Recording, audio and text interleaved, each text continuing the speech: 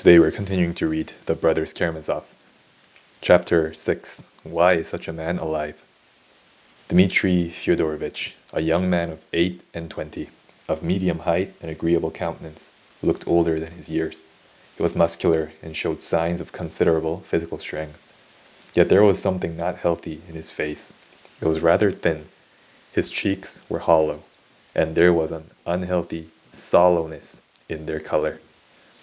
His rather large, prominent, dark eyes had an expression of firm determination, and yet there was a vague look in them, too. Even when he was excited and talking irritably, his eyes somehow did not follow his mood, but betrayed something else, sometimes quite incongruous with what was passing. It's hard to tell what he's thinking, those who talked to him sometimes declared. People who saw something pensive and sullen in his eyes were startled by his sudden laugh, which bore witness to mirthful and light-hearted thoughts at the very time when his eyes were so gloomy. A certain strained look in his face was easy to understand at this moment. Everyone knew, or had heard of, the extremely restless and dissipated life which he had been leading of late, as well as of the violent anger to which he had been roused in his quarrels with his father. There were several stories current in the town about it. It is true that he was irascible by nature, of an unstable and unbalanced mind, as our justice of the peace, Katchalnikov, happily described him. He was stylishly and irreproachably dressed in a carefully buttoned frock coat.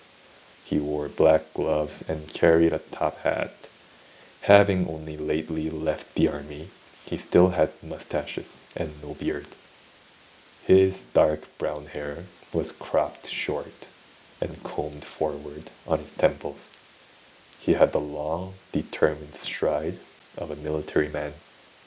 He stood still for a moment on the threshold, and glancing at the whole party, went straight up to the elder, guessing him to be their host. He made him a low bow and asked his blessing. Father Zosima, rising in his chair, blessed him. Dmitri kissed his hand respectfully, and with intense feeling, almost anger, he said, "Be so generous as to forgive me for having kept you waiting so long. But Smerdyakov, the valet sent me by my father, in reply to my inquiries, told me twice over that the appointment was for one. Now I suddenly learn." "Don't disturb yourself," interposed the elder. "No matter. You are a little late. It's of no consequence. I'm extremely obliged to you, and expected no less from your goodness." Saying this, Dmitri bowed once more, then, turning suddenly towards his father, made him, too, a similarly low and respectful bow. He had evidently considered it beforehand, and made this bow in all seriousness, thinking it his duty to show his respect and good intentions. Although Fyodor Pavlovitch was taken unawares, he was equal to the occasion. In response to Dmitri's bow, he jumped up from his chair and made his son a bow as low in return. His face was suddenly solemn and impressive, which gave him a positively malignant look.